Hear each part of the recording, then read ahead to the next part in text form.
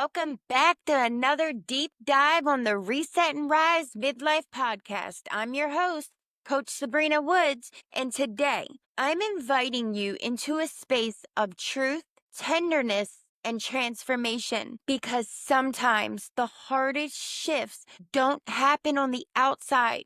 They happen when you try to be different in the same old environment, especially with family. Let me start with the story that felt like a punch in the gut, not just because of what happened, but because of what it represented. My husband and I had been looking forward to our first holiday alone in our home. After years of instability, grief, rebuilding, this wasn't just about skipping a family event. This was about anchoring into peace. It was about showing ourselves that and each other that we could choose something different. Intimacy over obligation, intention over tradition, and we had talked about it for weeks. The meal, the music, the vibe. We both needed this. And then out of nowhere, he got a phone call. A family member invited us last minute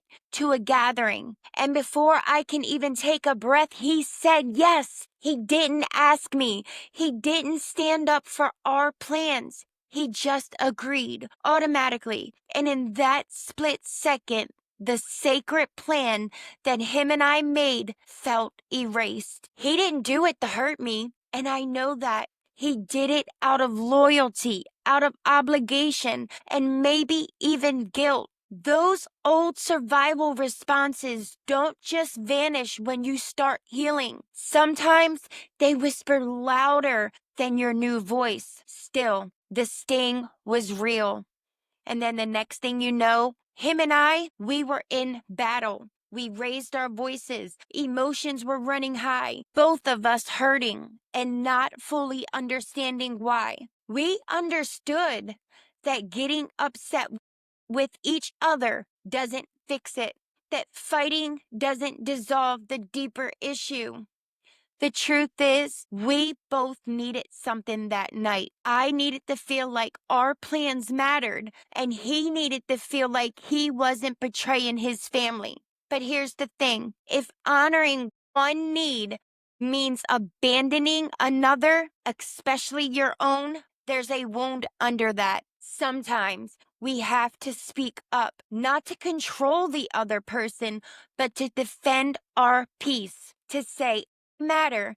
My voice matters and our home matters. It's okay to honor yourself. It's okay to need what you need. And it's more than okay to say not this time, especially when you're invited last minute and that ask ignores your boundaries. No matter who it is, no matter how close the tie, if saying yes will cost your clarity, your peace, or your plan, then yes, it is too expensive. That night cracked something open. And it wasn't just about the meal or the dinner. It was about learning how deeply familiar can pull us, how people pleasing can cause chaos, and how important it is to choose differently, even when it's hard. And that's what today's episode is all about.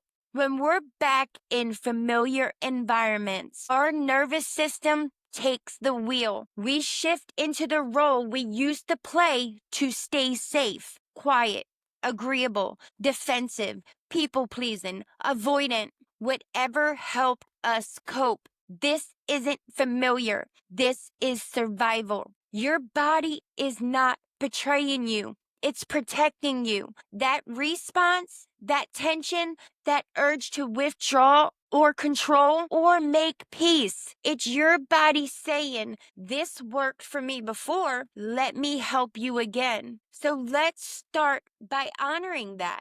Honoring the younger you who developed these coping strategies. She was wise. She was brave. But now you're ready for something different. The question becomes, what did those patterns give you? Did they offer safety? Did they help you feel in control? Did they let you numb out just enough to survive? Let's name it, because when we name it, we can replace it. Not with judgment, but with gentler alternatives that meet the same need. Maybe instead of silence, you choose to speak truth calmly and firmly. Instead of people pleasing, you choose boundaries with love. And instead of controlling, you choose surrender and self-trust. We build sustainable self-care by creating habits that respect the wisdom from our past and the vision for our future. This means creating rituals that ground you before going to family gatherings. Practice boundaries like, I'm not available for that conversation right now. You can also have a post-visit decompression routine. Instead, journal, go walking, call a trusted friend. Self-care isn't about just bubble baths and candles. It's honoring your nervous system. But I have to tell you, healing doesn't happen in isolation. And you're not weak for needing others. I remember one of my clients, a woman who had carried the weight of a strained mother-daughter relationship for decades. She always believed that she had to manage everything alone, that asking for help was a sign of failure. But when she finally joined a small circle that I facilitated, she realized that her story wasn't unique. And that realization alone shifted something inside of her. The connection she found with others going through similar struggles helped her. She felt seen for the first time in years. That support gave her the courage to set those boundaries and speak up. Community became her catalyst for change. I know a lot of you ladies hear me say the people we surround ourselves with matters just as much as the language we use. So if you've ever told yourself, I should be able to handle this on my own, I want to remind you that you don't have to. Your healing can be amplified by love and presence of others. You are human, and that humanity is a need for others. If you need help building a support network, look for your people, the ones who hold space without judgment, who don't require you to shrink or perform, and who sees you for who you are, and they celebrate your growth. Sometimes that could be a coach. Sometimes it's a friend. But sometimes it's a group of women walking that same messy, beautiful midlife journey. Find those safe places. Share your story. And when you feel that voice inside saying, I don't want to bother anyone, do it anyway. Ask for help anyway, because you deserve support. In every episode, I leave you with some either affirmations or incantations, whatever works best for you. For me, incantations work better because I really feel my nervous system believe what I'm saying. So the first affirmation for today would be, I honor the patterns that kept me safe. I release what no longer serves me.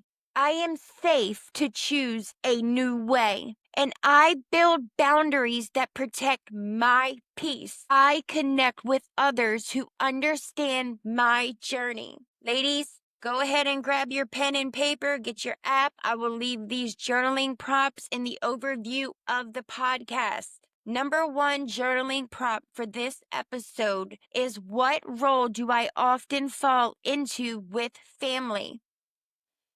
And be honest. Sit with your thoughts in a non-judgmental way. Number two, what did that role give me in the past? Number three, what do I need now instead?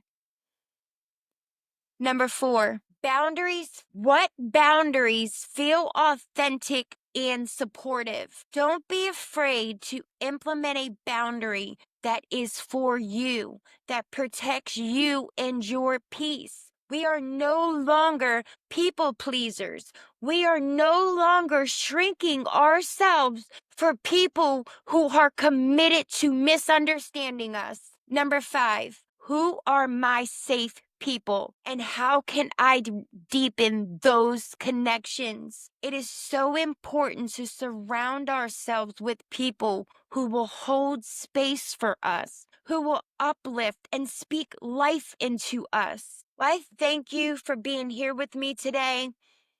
This work isn't easy, but it's holy. It's the kind of inner work that doesn't always get celebrated, but transforms everything. And when I say it's holy, I mean it's sacred. It's deeply personal and it connects us to something greater than ourselves, whether that's your faith, whether that's your healing, your purpose, or your voice. This work is about reclaiming what's true and honoring the divine strength it takes to face our wounds with love and courage. You're not going to go backwards. You're not trying. You're rising with awareness. And even when it feels hard, even when you fall back into those old roles, remember every moment is a chance to reset and learn. And I'm proud of you. So until next time, keep taking deep breaths, set your boundaries, and remember you're not alone. Until next time, bye.